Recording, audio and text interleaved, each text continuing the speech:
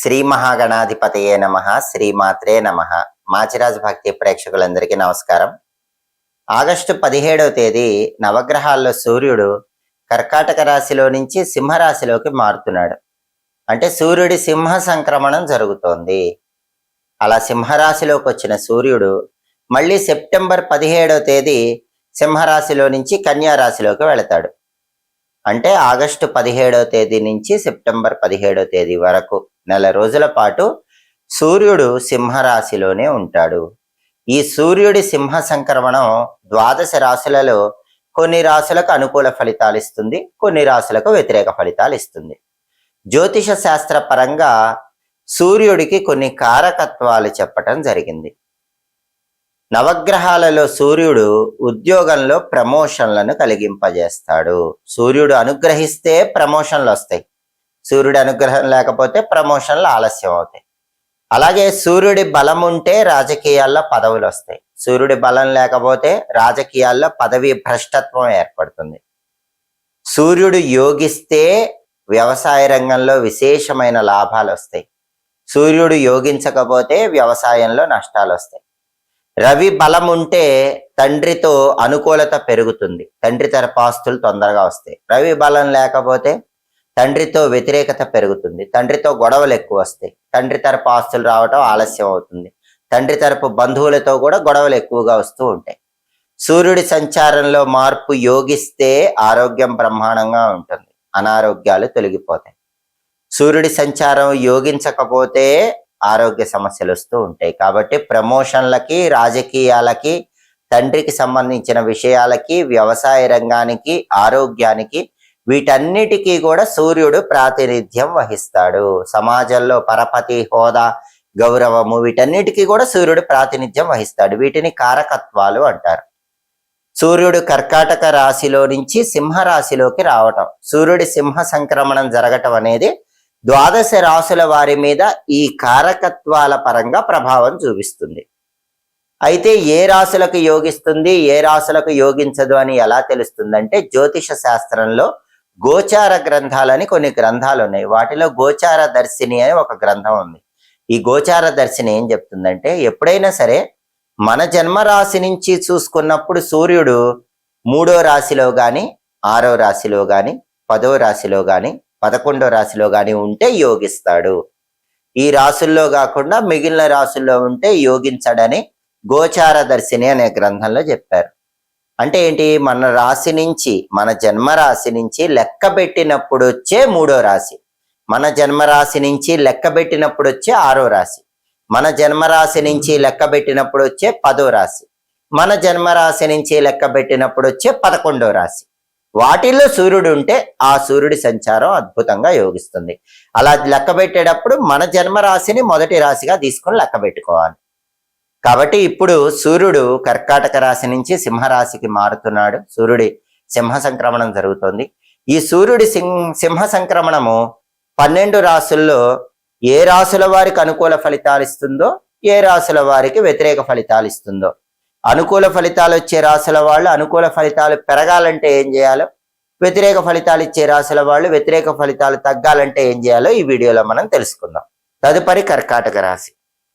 కర్కాటక రాశి వాళ్ళకి సూర్యుడి సింహ సంక్రమణం వల్ల ఎలాంటి ఫలితాలు ఉంటాయి అంటే, కర్కాటకం సింహం అంటే కర్కాటక రాశి వాళ్ళకి వాళ్ళ రాశి నుంచి చూసుకున్నప్పుడు 2వ రాశిలోకి సూర్యుడు వచ్చాడు.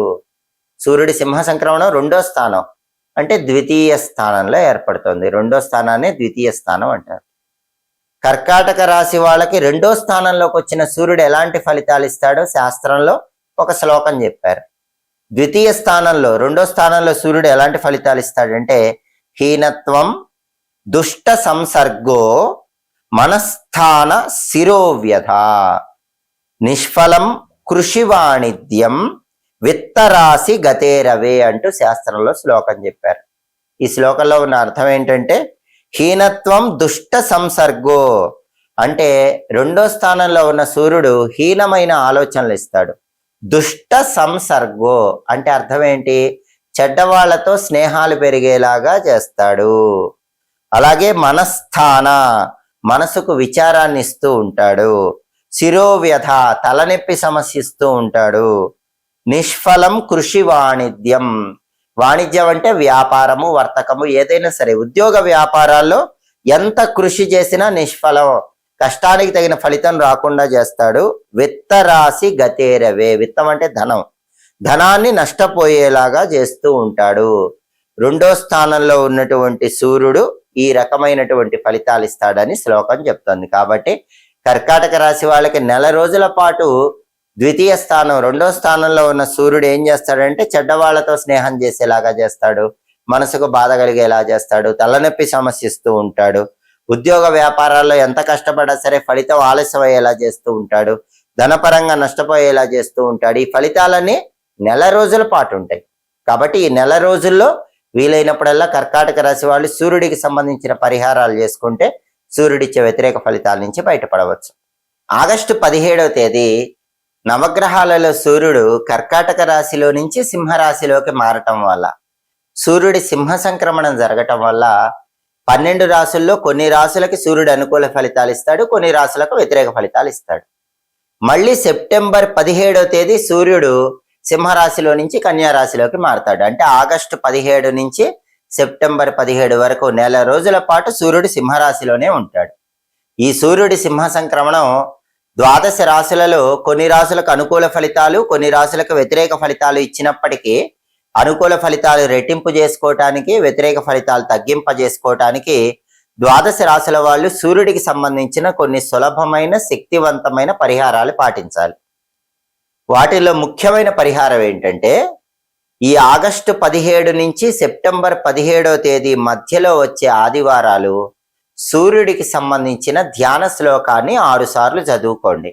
జపాకుసుమ సంకాశం కాశ్యపేయం మహాద్యుతిం తమోరిం సర్వపాపఘ్నం ప్రణతోస్మి దివాకరం. ఇది అందరికీ తెలిసిన శ్లోకమే. ఈ సమయంలో వచ్చే ఆదివారాలు స్నానం చేశాక ఒక 6 సార్లు ఈ శ్లోకం చదువుకుంటే సూర్యుడి సంచారంలో మార్పు అనేది పూర్తిగా అనుకూల ఫలితాలనే ఇస్తుంది. అలాగే ఈ సమయంలో వచ్చే ఆదివారాలు సూర్యుడికి వీలైతే అర్ఘ్యం ఇవ్వండి. రాగి చెంబులో నీళ్లు తీసుకుని ఎర్రపూలు కొన్ని కలిపి తూర్పు దిక్కు వైపు తిరిగి మొక్కలో ఆ నీళ్లు పోస్తూ అర్ఘ్యం ఇవ్వండి. అర్ఘ్యం ఇచ్చేటప్పుడు ఓం ఘృణి సూర్య ఆదిత్యోం అని 12 సార్లు చెప్తూ ఆ రాగి చెంబులో ఉన్న నీళ్లు మొక్కల్లో పోయండి. ఓం ఘృణి సూర్య ఆదిత్యం. ఇలా సూర్యుడి ధ్యాన శ్లోకం చదువుకోవటం, మంత్రం చదువుకుంటూ సూర్యుడికి అర్ఘ్యం ఇవ్వటం ద్వారా సూర్యుడి సింహ సంక్రమణం అనేది 12 రాశులకి అనుకూల ఫలితాలనే కలిగింపజేస్తుంది, వ్యతిరేక ఫలితాలను తగ్గింపజేస్తుంది. అంతేకాకుండా ప్రతి గ్రహానికి జ్యోతిష శాస్త్రంలో అధిష్టాన దైవాలు ఉంటారు. సూర్యుడికి అధిష్టాన దైవం విష్ణుమూర్తి. కాబట్టి ఈ సమయంలో వచ్చే ఆదివారాలు విష్ణు సహస్రనామం చదవండి లేదా వినండి. చదివేంత సమయం మీకు లేకపోతే విన్నా కూడా ఫలితం ఉంటుంది. కాబట్టి ఆదివారాలు విష్ణు సహస్రనామం చాంటింగ్ వినండి లేదా విష్ణు పంజర స్తోత్రం చాంటింగ్ వినండి. అప్పుడు సూర్యుడి సంచారంలో మార్పు వల్ల వ్యతిరేక ఫలితాలన్నీ తగ్గిపోయి అనుకూల ఫలితాలు పొందవచ్చు. అలాగే అన్నిటికంటే సులభమైనటువంటి ఒక శక్తివంతమైనటువంటి పరిహారం ఉంది. ఆ పరిహారం ఏంటంటే ఆగస్టు 17 నుంచి సెప్టెంబర్ 17 మధ్యలో వచ్చేటటువంటి ఆదివారాలు గోధుమలు దానం ఇవ్వటం కానీ, నానబెట్టిన గోధుమలు బెల్లంతో కలిపి ఆవుకు పెట్టడం కానీ చెయ్యండి. అది కూడా చేయలేకపోతే పని మీద బయటికి వెళ్ళేటప్పుడు బెల్లం ముక్క నోట్లో వేసుకొని నవ్వులుతూ వెళ్ళండి. ఎందుకంటే ఇది సులభమైన పరిహారం. సూర్యుడికి ప్రీతికరమైంది బెల్లము. సూర్యుడికి ఇష్టమైన ఆహార పదార్థం తిన్నా కూడా సూర్యుడి అనుగ్రహం కలుగుతుందని జ్యోతిష గ్రంథాల్లో చెప్పారు. కాబట్టి చిన్న పరిహారమైనా చేసుకోండి. వీటిలో ఏ పరిహారాలు పాటించినా కూడా సూర్యుడి సింహ సంక్రమణం అనుకూల ఫలితాలను పెంచుతుంది, వ్యతిరేక ఫలితాలను తగ్గింపజేస్తుంది. ఎప్పటికప్పుడు జ్యోతిష శాస్త్రపరంగా ఖగోళంలో గ్రహాల సంచారంలో మార్పు వచ్చినప్పుడు ఆ మార్పు 12 రాశుల మీద ఎలాంటి ఫలితాలను కలిగింపజేస్తుందో తెలుసుకోవాలంటే మాచిరాజ్ భక్తి ఛానల్ తప్పకుండా చూడండి.